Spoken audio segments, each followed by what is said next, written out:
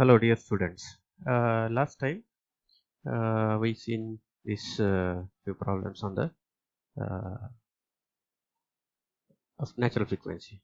Okay, so I hope all of you remember the natural frequency uh, concept and okay. Now see another problem we will see in this. Okay, okay. Oh, it is this area. Okay, just a moment. Give me some time. I have to shift it into area. Which screen I have to record. It is not okay, just a moment. I will reduce the size of the ppt so that uh, recording area can fit, you know. So just a moment, it will fit now, I guess. Okay, okay. So yesterday there was the problem, you know, some. Okay, so I will explain yesterday's problem also, because some of the area was was going out of this recording screen. Okay, so let us revise in 5 minutes yesterday's problem also. So the spring of mass was given. A spring mass system was given, and K was the stiffness, and M mass. So frequency was given 12.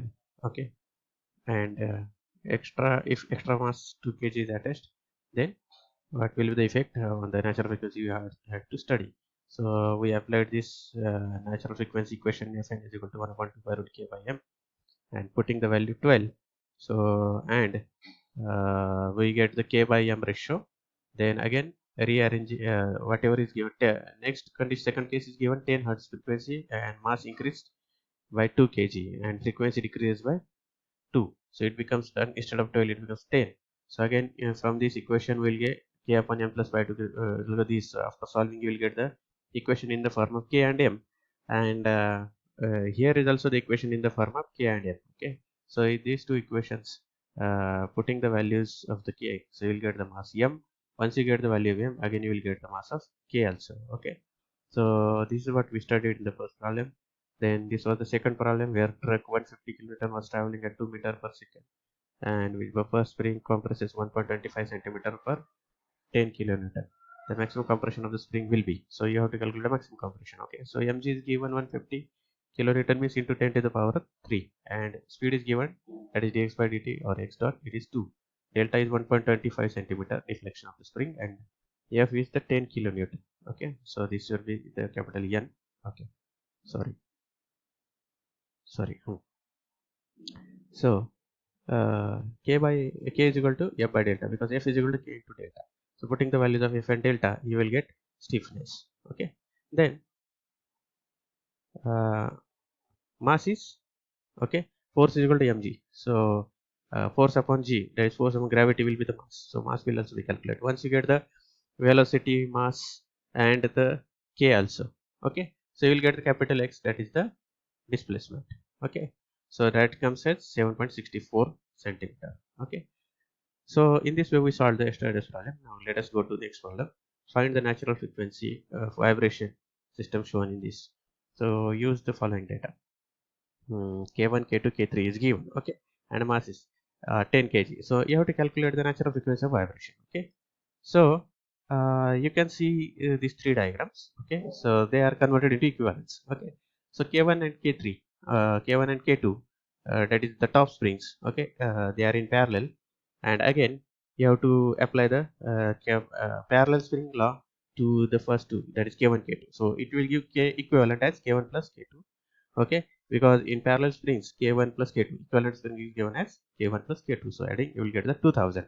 So in second figure, the the spring above the mass will be K equivalent, and that is 2000 Newton per meter. And then K1 plus K3, because this combination is also called as parallel combination. Okay, so because both the springs are experiencing the same force as well as same deflection, so it comes under the parallel spring composition. Okay, so though it is looking like series, but in series both the springs are connected on only one side of the mass. Okay, so if two springs are there on either side of the mass, then that combination is also called as power parallel combination. So Ke1 and Ke2, oh sorry, Ke3. Okay, so K3 that will be also in parallel. So that's why adding these two, you will get another equivalence. And third figure, you can see the single spring mass system converted all the springs into equivalent. Okay, so it becomes 4000. Then natural frequency is 1 upon 2 pi Ke2 upon m, and that is the 3.18 hertz. Okay, now for the system, okay, so K actually K2 means the K2 is the last stiffness. Okay, that is the 4000. Okay, and you get the natural frequency as 3.18 hertz. Okay, now uh, for the system shown in mm, uh, for the system shown in this figure. Okay, so three springs are in series and another two are in parallel. Okay, so now you can easily solve this. Okay, so you have given all the stiffnesses and you have to find the mass m in such a way that the system will have natural frequency 10 hertz. Okay, now here the frequency is known and stiffness are known, so you have to calculate the mass. Okay, so again going to equivalence, so you can see in the diagram K1, K2, K3 are converted into equivalent 1. Okay, Ke1 in the second figure you can see. And below springs are Ke2, Ke5. Sorry, Ke4, Ke5. Then here in Ke1, the Ke4 and 5 in the next figure, figure number 3, it is converted again into means figure D. You can see the BCD diagrams. So figure D, it is converted into Ke4 and Ke5 are converted to equivalent spring 2. Okay, now again let us remember that if two springs are on the either side of the mass, then that particular this combination is called as what we call uh, parallel composition. Okay, so for the parallel, what is the law? The equivalent stiffness Ke3 will be equal to Ke1 plus Ke2. Okay, got it. Now uh, here solution giving natural frequency is 10, and from figure K1, K2, K3 are in series. Okay, so for series, how to calculate the equivalent stiffness? 1 upon K1 will be equal to 1 upon K1 plus 1 upon K2 plus 1 upon K3. So by taking this, okay, and taking the inverse, so you'll get the this 1 upon 2400 plus 1 upon 600 plus 1600 plus 1 upon 3600. So these three will have some value. That will be the value of what? 1 upon K1. Okay, so again you have to invert that value. Inverse. Okay, take a reciprocal of that value, so you'll get the value of K1. Okay, so K1 will be equal to 757.89. Okay, so this you have to solve. Okay, and you can cross check it with the calculators. Okay, so hope you have come with the calculators, and now all of your classes are going, so wherever you need the calculations, so always be ready with the calculators and notebooks. Okay, so that what happens, whenever you are learning, simultaneously you can solve and verify the answers. Okay, or also it will give the practice. Got it? Okay, so let us move to next. The spring K, the other two springs are in parallel, Ke1 and Ke2. So for Ke1 and Ke2, what is here? Actually it should be Ke1. Okay, sorry, caps on. This is Ke1 and this is Ke2. Okay, so they are parallel. That's why here you can see Ke1 and Ke2 are added and you get the Ke3. Okay, so once you get here Ke3, so this is the last figure K3, and after getting the K3, K1 you already got, then K through now K3 once you got, then last is the system, and then again you know what is the equation for the natural frequency, that is 1 upon 2 pi root K upon K3 upon m and hertz, and put the values. M is equal to 0.445 kg. Okay, so after putting the values you will get the mass. Okay, so let us move to next problem. A spring mass system with m kg and k stiffen. Natural frequency is f hertz. Determine the value of stiffness k1 of another spring, which when arranged in conjunction with spring of stiffness k in series, will lower the natural frequency by 20%. Okay, so here the conditions are given, mass, stiffness are given, frequency is given, and you have to you have to determine the value of k1, which is another spring. Okay, and how it is arranged? It is arranged in conjunction with the spring of stiffness k, means original spring, in series. Okay, so you have to add one more spring in series, and natural frequency is lowered by 20%.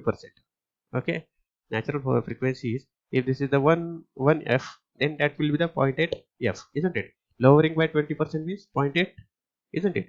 So 80% it will remain out of 100, isn't it? So you have to, that particular frequency you have to consider and put those two strings in series. So again you have to calculate the series calculations. Okay, so this is the first case and other right side is the second case. Okay, so in first case you have m and k given. Okay, and in the other case one more spring is added. Okay, so in second case the frequency gets lowered by 20% and you have to calculate the required things. Okay, so uh, in this just a moment.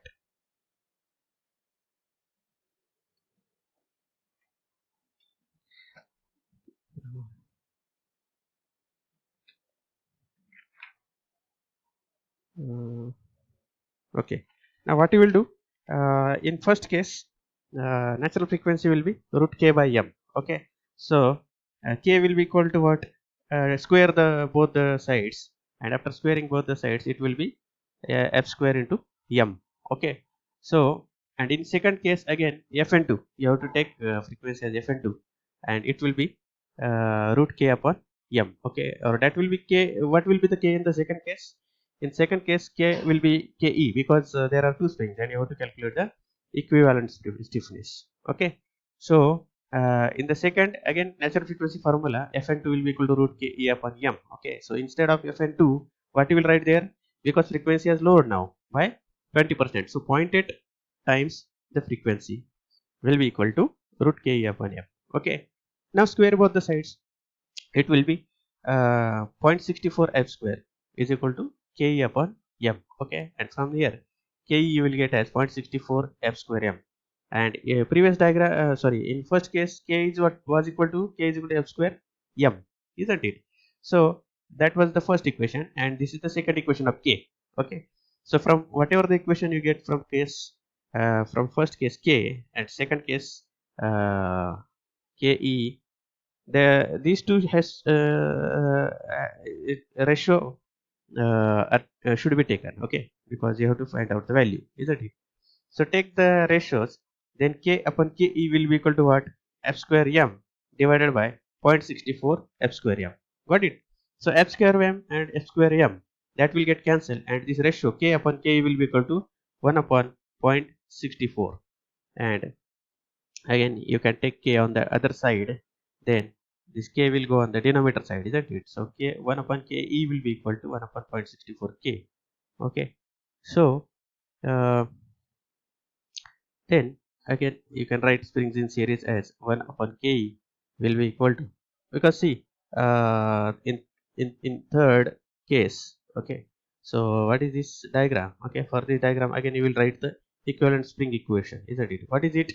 Equivalent spring equation, for this it will be 1 upon ke will be equal to what, 1 upon k plus 1 upon k1. Okay, now 1 upon ke will be what, ke already I have calculated as 1 upon k is 1 upon 0.64 k, so replace it. So 1 upon 0.64 k will be equal to 1 upon k plus 1 upon k1. Okay, then 1 upon k1 will be on the same side and 1 upon k will go on the left side. So rearranging the terms, it will be 1 upon 0.64 k minus 1 upon k will be equal to 0.56 upon k, and k1 will be equal to 1.7857 times k. Okay, so this is the what you call the stiffness. Okay, so you were asked to calculate the stiffness k1. Okay, so this stiffness is calculated in terms of k. Okay, because the values are given in terms of k, initial value is also given in terms of k. Okay, so it will be 1.7857, 1.7857 times k. Okay, so you solve as I explained. Okay, you solve this problem as I explained. Okay, and let me hear from you also. Okay, so I will also give another assignment problem to you. Okay, so in another assignment problem, okay, uh, this is the assignment problem, and here for the mathematical model determine the equivalent stiffness. Okay, so